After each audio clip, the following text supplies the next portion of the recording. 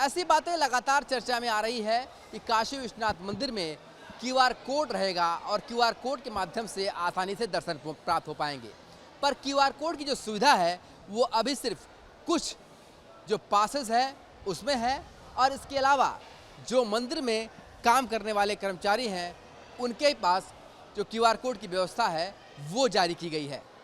पर आने वाले दिनों में ये बताया जा रहा है कि क्यूआर कोड की व्यवस्था बड़े पैमाने पर जारी की जाएगी। लगातार इस पर विचार विमर्श किया जा रहा है।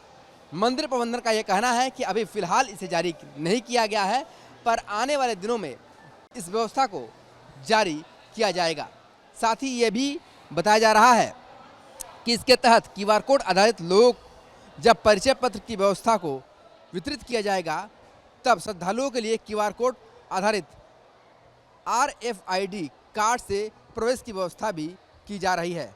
मंदिर में RFID मशीन भी लगाई जाएगी, जिससे काशी विश्वनाथ के लोगों को जो परिचय पत्र मिलेगा वो मंदिर प्रशासन की ओर से जारी किया जाएगा और परिचय पत्र पर अंकित क्यूआर कोड को स्कैन करते ही प्रवेश द्वार के दरवाजे खुद ब खुद खुल जाएंगे। पर यह व्यवस्था फिलहाल अभी लागू नहीं है। आने वाले दिनों में ये व्यवस्था लागू हो सकती है। अभी सिर्फ जो क्यूआर कोड के साथ जो परिचय पत्र है, जिस तरीके क्यूआर कोड आप देख सकते हैं वहाँ पर है, उसे ही क्यूआर कोड कहते हैं। वो सारे क्यूआर कोड इस समय डोनेशन के लिए इस्तेमाल किए जा रहे हैं, या फिर क्यूआर कोड के साथ जो परिचय पत्र है वो सिर्फ कर्मचारियों के लिए है, या फिर जो कुछ पासेस जारी किए गए हैं जो मंथली पासेस वगैरह होते हैं उसमें क्यूआर कोड है। बाकी क्यूआर कोड से संलग्न परिचय पत्र अभी जारी नहीं किए गए हैं। आने वाले दिनों में ये व्यवस्था लागू हो सकती है।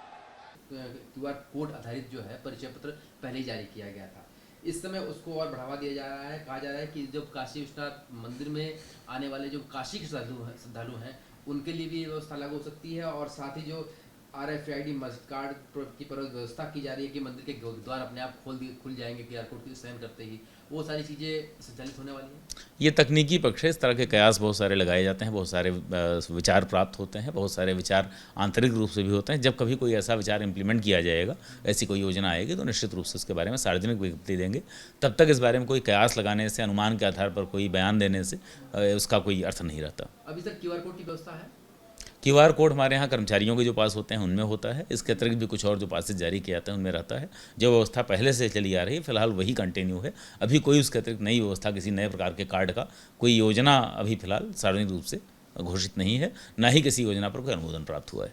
सर, एक क्योंकि आप धर्म के भी काफी काशी विश्वनाथ धाम में अब यहाँ पर आप देख सकते हैं सेल्फ सर्विस कियोस्क, सुगम दर्शन और आरती का टिकट भी यहाँ से प्राप्त हो पाएगा। दरअसल यहाँ पर एक मशीन लगा दी गई है जिसके जरिए जो भी भक्त आएगा वो यहाँ पर आसानी से टिकट बुक कर सकता है, सुगम दर्शन के लिए भी, अन्य क्षेत्र की दैनिक भोज के लिए भी।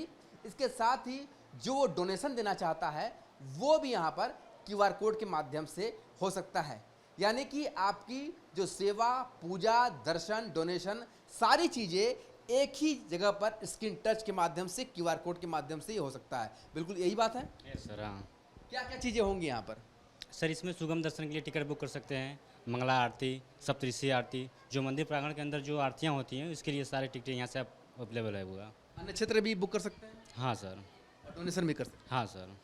तो आप एक ही क्लिक से क्यूआर कोड के माध्यम से ये सारी सुविधा प्राप्त कर सकते हैं, जो कि काशी विश्वनाथ मंदिर के अंदर ही ये काउंटर जो है खोल दिया गया है, ताकि जो भी भक्त यहाँ पर आए उसे अगर कुछ भी बुक करना हो एक टच से वो क्यूआर कोड के माध्यम से ये बुकिंग कर सकता है।